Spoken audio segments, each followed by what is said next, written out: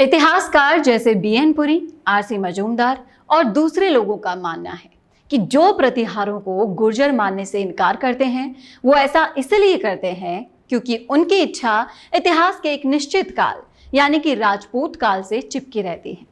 सभी प्रमुख इतिहासकार जिन्होंने गुर्जर प्रतिहारों के बारे में विस्तार से लिखा है वो सहमत हैं कि वो गुर्जर पहले और राजपूत बाद में थे।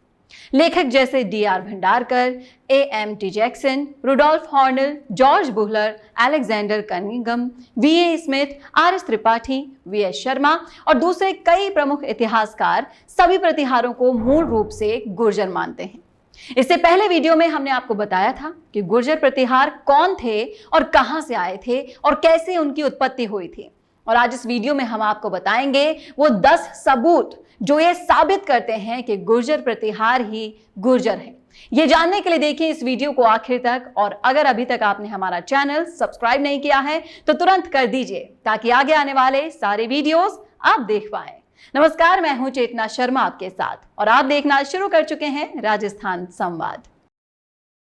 अपनी शोध थीसिस गुर्जर प्रतिहार के इतिहास में महान इतिहासकार बीएन पुरी ने स्पष्ट रूप से निष्कर्ष निकाला कि कन्नौज के प्रतिहार ही गुर्जर थे।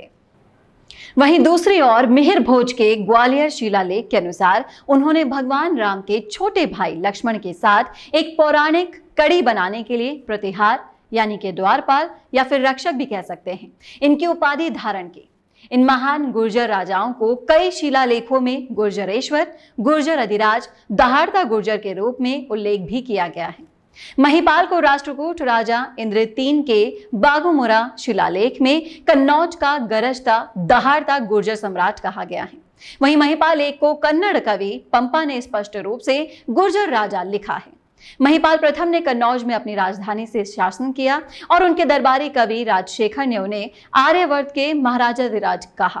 पंपा द्वारा महिपाल के गुर्जर राजा के रूप में इसका उल्लेख भी मिलता है, जिसमें राजा की जातीयता से इसका उल्लेख मिला है।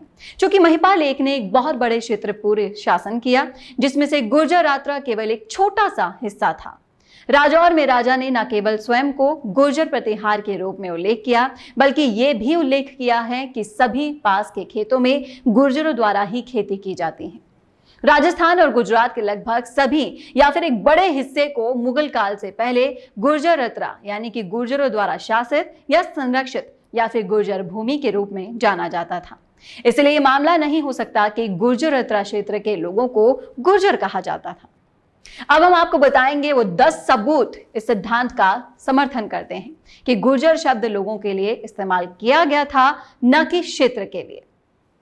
पहला सबूत है परमार राजा जगदेव के 11वीं शताब्दी के जैनिंद शिलालेख में कहा गया है कि गुर्जर योद्धाओं की पत्नियों ने उसकी सैन्य जीत के परिणाम स्वरूप अर्बुदा की गुफाओं में आंसू बहाए। दूसरा, 11वीं शताब्दी के जैन विद्वान धनपाल की तिलक मंजरी भी गुर्जरों को अर्बुदा जो कि माउंट आबू के साथ जोड़ते हैं।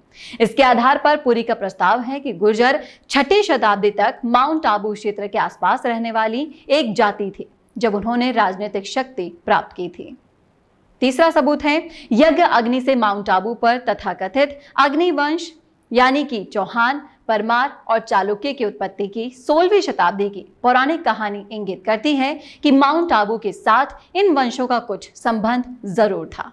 चौथा सबूत है कि 871 ईसा पूर्व संजन ताम्रपत्र और अन्य साक्ष्यों की खोज ने इतिहासकारों को विश्वास दिलाया कि मूल गुर्जर प्रतिहार राजधानी अवंती क्षेत्र में उज्जैनी में थी, जिसे आज का आधुनिक उज्जैन भी कहा जाता है। पांचवा सबूत है राष्ट्रकूट शासक अमोघ वर्ग के संजयन शिलालेख में कहा गया है कि उनके पूर्वज दंती दुर्ग ने उज्जैनी में एक धार्मिक समारोह किया था। उस समय गुर्जर वंश के राजा ने उनके द्वारपाल के रूप में काम किया था। छठा है राष्ट्रकूट शासक गोविंदा तृतीय के 808 CE राधनपुर ताम्रपत्र में कई राजाओं की अधीनता का वर्णन किया गया है। इसमें कहा गया है कि गोविंदा को देखते ही गुर्जर गायब हो गया था। किसी को भी नहीं पता कि वो कहाँ है और यहां तक कि सपने में भी वो दूसरी लड़ाई नहीं देख सकता। यहां गुर्जर स्पष्ट रूप से एक विशेष राजा को संदर्भित करता है। सातवां सबूत है अरब व्यापारी सुलेमान अपने सिलसिलात अल तवारीख में जुर्ज राज्य का उल्लेख करते हैं। जॉर्ज गुर्जर शब्द का प्रतिलेखन प्रतीत होता है और कन्नौज के राज्य को संदर्भित भी करता है।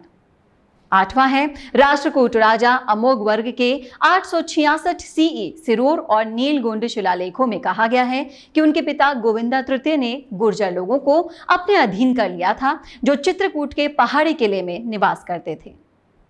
9वां है ध्रुव 3 के 867 सीई भरूच अनुदान में उल्लेख किया गया है कि उन पर गुर्जर की बहुशक्तिशाली सेना द्वारा हमला किया गया था, जिन्होंने उसके छोटे भाई के साथ गठबंधन भी किया था। इसमें यह भी कहा गया कि मेहरा नाम के एक राजा ने ध्रुव पर हमला किया, लेकिन वो हार गया। जॉर्ज बुहलर और ई हल्लज के अनुसार यहाँ शक्तिशाली सेना संभवतः चावड़ा यानी कि चपोटका के राजा शेमराज का उल्लेख करते हैं। और 10वां सबूत है कृष्ण 3 के करहत ताम्रपत्र का कहना है कि दक्षिणी क्षेत्र में कृष्ण की विजय के बारे में सुनकर गुर्जर के दिल से कालिंजर और चित्रकूट के बारे में उम्मीदें टूट गई थी। यहाँ गुर्जर स्पष्ट रूप से एक विशेष राजा को संदर्भित करता है। 10वीं शताब्दी के कन्नड़ कवि पंपा भरत में गुर्जर राजा महिपाल का उल्लेख करते हैं, जिसकी पहचान प्रतिहार राजा महिपाल से की जाती है। इन सारे सबूतों को देखते हुए अब ये निर्णायक रूप से कहा जा सकता है कि प्रतिहार केवल हिंदू धर्म की पौराणिक विरासत के साथ संबंध रखने के लिए एक उपाधि के रूप में अपनाया गया था। वो मूल रूप से गुर्जर ही थे। पौराणिक भारतीय हिंदू नायकों से फर्जी वंशावली दावों के आधार पर वंश का दावा करने वाले चारण भाट जनित स्वदेशी राजवंशों के कई उदाहरण मिल जाते हैं और ये संदर्भ साबित करने के लिए पर्याप्त है कि प्रतिहारों का साम्राज्य वास्तव में गुर्जर था या प्रतिहार राजा वास्तव में गुर्जर ही थे। इतिहासकार जो इन ऐतिहासिक संदर्भों की स्पष्ट व्याख्या को अस्वीकार करते हैं, वे केवल ऐतिहासिक तथ्यों के बजाय उनके पूर्वाग्रह के कारण ही ऐसा करते हैं। यदि कोई राजपूतों के चारण भाट इतिहास के बजाय वास्तविक प्रमाणिक इतिहास को देखता है तो यह स्पष्ट है कि प्रतिहार राजपूत नहीं बल्कि गुर्जर थे। तो ये थे वो सारे सबूत। कैसे लगे आपको हमारी ये विशेष रिपोर्ट? कमेंट करके बताइएगा, हमें आपके कमेंट का इंतजार रहेगा। और अगर आप और भी जानना चाहते हैं तो वो टॉपिक्स भी आप हमें कमेंट बॉक्स में लिखकर हमें भेज सकते हैं, हम उस पर अपना वीडियो जरूर बनाएंगे। नमस्कार।